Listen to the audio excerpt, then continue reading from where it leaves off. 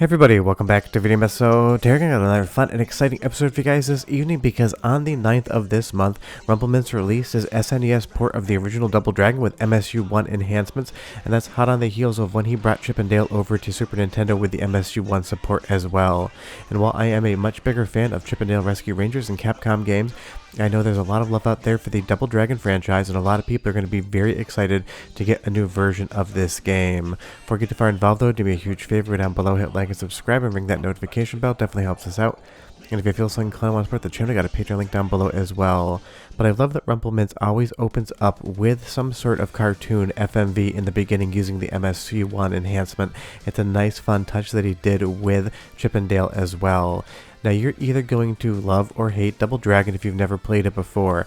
This was an arcade classic back in the day, and on the Nintendo Entertainment System, I remember as a kid loving this game. But I will say on the has it aged well front, it is a very mixed bag. This is a beat 'em up obviously, but it plays a little bit stiffer and a little bit more stilted than what you're used to, and I would say the difficulty can be downright cheap in spots.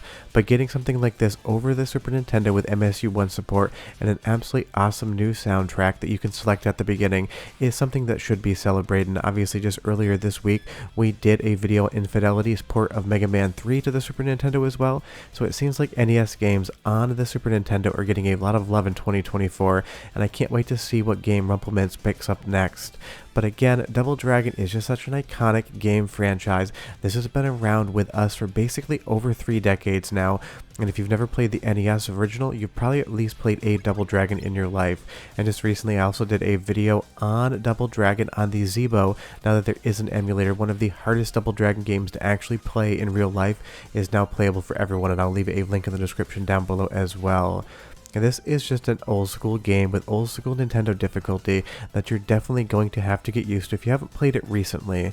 Leave me a comment down below and tell me if you've ever played Double Dragon before, or if you plan on playing it now that there is this MSU1 port, because there is a lot to love here. You just kind of have to change your expectations.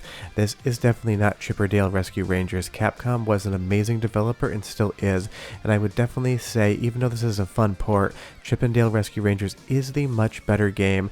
It's the game that's aged a lot better, and if you miss support on that, I will leave a link in the description to that video as well. But Rumbleminze has been doing a lot of fun stuff, a lot of cartoon adaptations in the FMVs coming in, and I like that he adds these things to the ports, not just giving it a new way to play with a new soundtrack, but also bringing in some peripheral information like those cartoon intros, just so you have a little bit more meat on the bone. Because again, Double Dragon is a very quick game. You can see the credit scroll on this very quickly once you learn all the enemy patterns, and honestly learn how to cheese most of the enemies. You're not going to get very far in this game if you just try to stand toe-to-toe with your opponents, especially the bosses.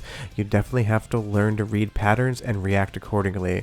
And interestingly enough, there's also a versus fighting mode where you can take some of the enemies and bosses from the game and face up side by side. You can even do this as a 2-player mode as well. It was a fun little pivot on the NES version to be able to do something like a versus fighting game.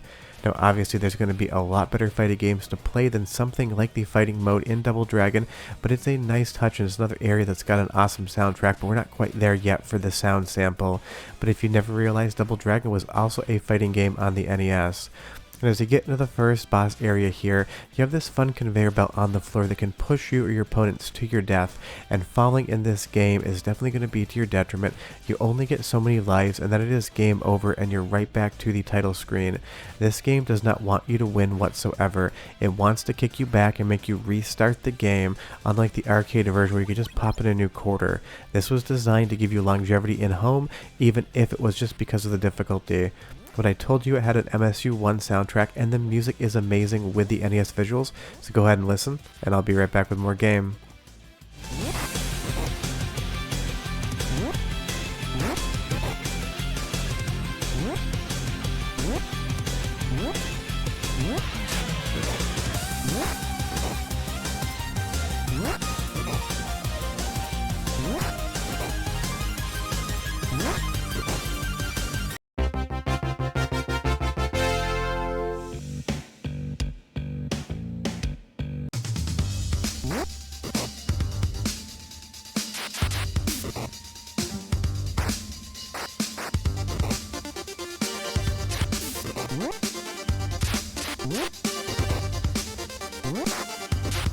Obviously, getting the new music in Double Dragon is just so much fun, although the chiptune version is fun in its own right and it is still available on this port.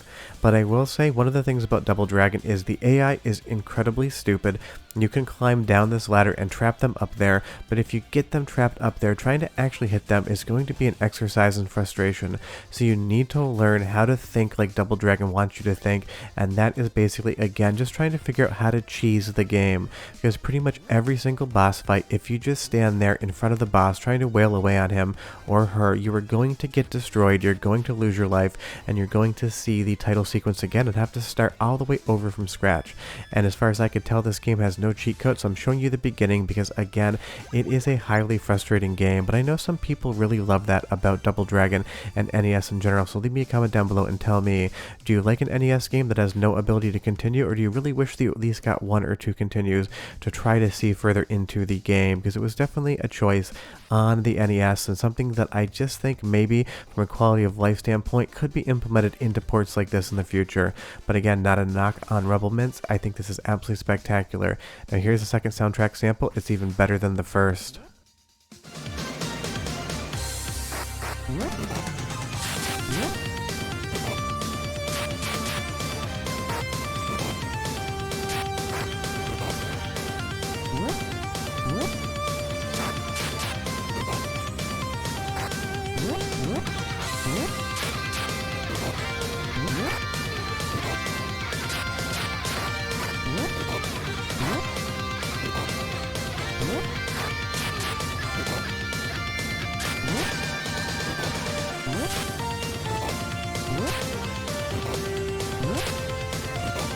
I think that's the most fun thing of this port, other than the fact that it is working on the Super Nintendo as being an NES original, is the absolutely awesome soundtrack that is definitely not NES music.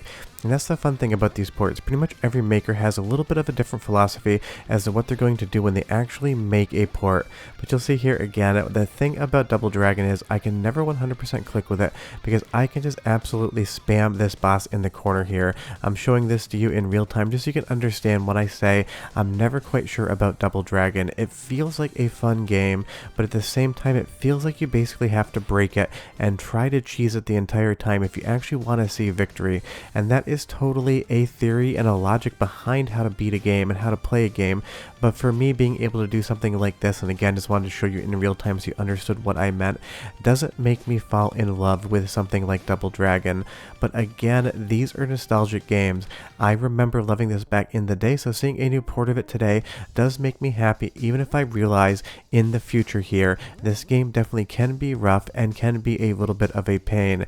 And I will say sometimes the movement speed, you need to be careful in Double Dragon, because as I come down from this ladder here, somehow I'm going to end up falling into this pit.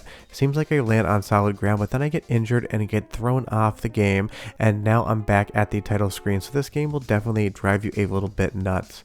But Rumbleminze has been doing some awesome ports, and again, if you haven't checked out Chip and Dale Rescue Rangers, that is my favorite of his so far, but I'm sure he loves Double Dragon, and that's why we got a port of it. And if this is one of your favorite NES games, you're going to be very happy. It's not my favorite game in the world, but I'm still happy to see it here. And again, don't forget, you can always choose the original soundtrack, but short of that, I am done. Go play some Double Dragon on Super Nintendo, and I will see you guys next time.